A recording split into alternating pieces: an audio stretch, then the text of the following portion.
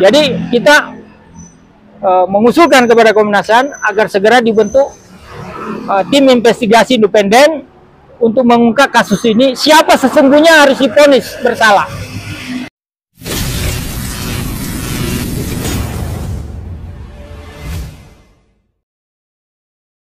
Kasus pembunuhan Vina Dewi Arsita atau Vina Cirebon dan kekasihnya, Muhammad Rizky Rudiana alias Eki pada Agustus tahun 2016 silam memasuki babak baru setelah Pengadilan Negeri Bandung mengabulkan permohonan pra-peradilan Peggy Setiawan dan membuat penetapan tersangka dirinya oleh Polda Jawa Barat dinyatakan tidak sah karena kurangnya alat bukti. Putusan pengadilan itu membuat penanganan kasus Vina semakin ruwet, karena putusan itu sekaligus membuktikan bahwa dalam menangani kasus yang difilmkan dengan judul Vina sebelum 7 hari itu, polisi melakukan rekayasa dengan tujuan tertentu. Apalagi karena telah terungkap bahwa 8 tersangka kasus ini yang sudah dipidana, ternyata diduga kuat bukan pelaku sebenarnya karena mereka mengaku sebagai pelaku akibat tak tahan disiksa saat dalam proses pemeriksaan. Ketika Linda kesurupan arwah Vina, Linda mengatakan bahwa pelaku pembunuhan yang disertai ruda paksa terhadap Vina tersebut adalah geng motor yang berjumlah 12 orang. Seorang di antaranya bernama Egy. Namun, Peggy Setiawan maupun 6 dari 8 terpidana kasus ini berprofesi sebagai kuli bangunan, sehingga dengan statusnya yang seperti itu menjadi pertanyaan besar apakah mungkin masyarakat miskin seperti mereka menjadi kelompok geng motor. Sementara 2 terpidana lainnya yang satu masih berusia 15 tahun saat ditangkap, dan satu lagi sedang mendekam di penjara sejak sebelum pembunuhan Vina dan Eki terjadi, karena terjerat kasus kepemilikan senjata tajam. Penanganan kasus Vina ini membuat kepercayaan publik terhadap polisi, khususnya Polda Jawa Barat, merosot tajam, termasuk di mata para aktivis Jakarta yang tergabung dalam Komite Advokasi Aliansi Aktivis Kasus Pelanggaran HAM Vina Cirebon atau KA3P HAM Vina. Pada Senin tanggal 8 Juli tahun 2024, mereka mendatangi Komnas HAM untuk mendorong lembaga itu agar membentuk tim investigasi independen agar kasus ini terungkap dengan seterang-terangnya tentang siapa saja sebenarnya pelaku sesungguhnya, apa motifnya, dan tidak ada lagi rekayasa. Motif kasus Vina ini memang simpang siur, karena jika merujuk pada penjelasan arwah Vina yang merasuk ke tubuh Linda, kasus ini berlatar belakang cinta, karena Egy si salah satu pelaku menyukai Vina, tapi ditolak Vina. Namun di sisi lain, ada dugaan bahwa kasus ini berkaitan dengan jabatan ayah almarhum Eki, yakni Ibtu Rudiana, yang saat pembunuhan terjadi menduduki jabatan Kanit Narkoba Polresta Cirebon. Terima kasih kawan-kawan wartawan, jurnalis.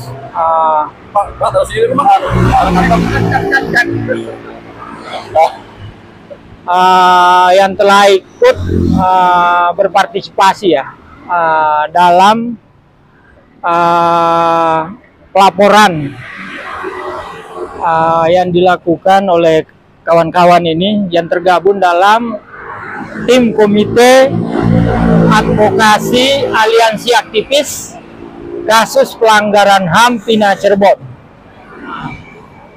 Jadi tadi kita sudah diterima oleh Komisioner KPK beserta stafnya, ya kan, Ibu Anis. Ya.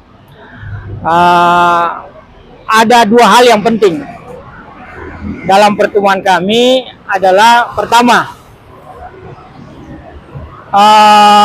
kami menyatakan, ya kan, dari berbagai fakta atas kejanggalan kasus Vina Cirebon ini yang telah ditangani sejak 2016, tapi muncul kembali 2024. Ini yang menjadi pertanyaan dan menjadi pertengkaran di publik, ruang publik. Nah, makanya kami merespon ya dari tim KFP Vina HAM ya, singkatan dari Komite Advokasi Aliansi Aktivis Kasus Pelanggaran Vina HAM. Pertama, yang kami sampaikan kepada Komnas HAM agar mendorong untuk segera dibentuknya tim investigasi independen yang difasilitasi Komnas HAM dalam kasus pelanggaran HAM Vina Cirebon. Kenapa kami menyampaikan hal tersebut karena ini kasus berlarut-larut. 2016 kemudian muncul lagi 2024, 8 tahun mandat. Ini ada apa gitu loh? Ada apa? Ternyata banyak masalah di balik kejanggalan-kejanggalan proses proses hukum dari kasus pelanggaran Pina Cirebon ini. Pina Cirebon sendiri adalah sebagai korban pembunuhan sekaligus pemerkosaan. Ini sadis ini. Ini jelas pelanggaran HAM berat. Sementara yang menjadi korban berikutnya ada 8 orang, 7 orang yang divonis seumur hidup, 1 orang di bawah umur divonis sudah bebas, jadi vonis 8 tahun. Diduga berdasarkan fakta-fakta temuan oleh kawan-kawan dari civil society, baik oleh pakar, ya, baik oleh pengacara, advokat, maupun analis-analis dari berbagai disiplin ilmu,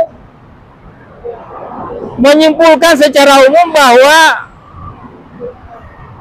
ini ada kejanggalan berat terjadi, istilahnya pengadilan sesat atas kasus ini.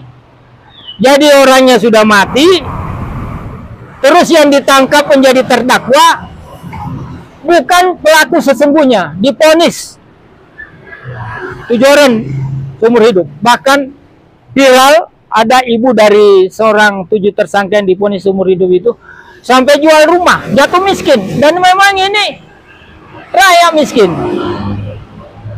Rakyat miskin tidak tahu apa-apa. Semuanya 8 orang ini kuli bangunan. Sama dengan Peggy Setiawan, ini kok bisa kompak gitu lah. Polisinya nangkap kuli bangunan gitu loh. Yang katanya pelakunya geng motor.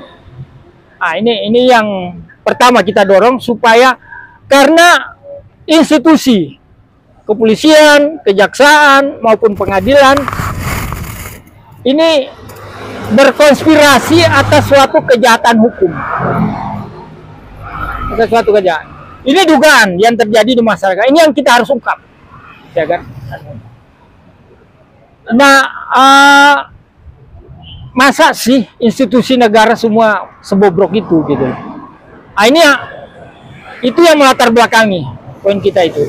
Satu, supaya masyarakat udah capek dibohongi dengan institusi dalam menangani kasus ini. Jadi kita mengusulkan kepada Komnas HAM agar segera dibentuk tim investigasi independen untuk mengungkap kasus ini, siapa sesungguhnya harus divonis bersalah. Yang kedua, kami juga mendorong kepada Komnas HAM agar 7 orang yang ditahan, yang dihukum seumur hidup di Lapas 1 Cirebon, diusulkan, kami mengusulkan supaya itu dibawa pengawasan LPSK, ya, lembaga perlindungan saksi dan korban, agar ke-7 korban ini tidak diintimidasi dalam proses pencarian fakta nanti. Jadi mereka benar-benar mengungkapkan sebenar-benarnya apa yang terjadi, ya kan? Kalau tidak dia lakukan, dia sebut, ya kan? Tanpa harus mereka takut. Karena sudah viral hasil temuan CCTV sendiri, ya kan? Bagaimana ke-8 orang ini babak belur. Itu sangat sadis. Masa polisi begitu? Nah, itu loh. Ini yang kita mau tahu. Ya kan? Satu hal yang perlu saya sampaikan, bahwa di reformasi ini, reformasi 98, institusi yang mengambil keuntungan besar dari reformasi 98 adalah institusi kepolisian. Dia harusnya berterima kasih dengan reformasi 98.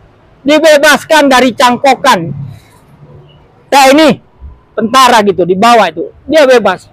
Bahkan diberi regulasi undang-undang kebijakan yang luar biasa kewenangannya. Nah ini yang kita takutkan. Kemarin dia ngusulin lagi, mereka ngusulin revisi undang-undang untuk menambah kewenangannya.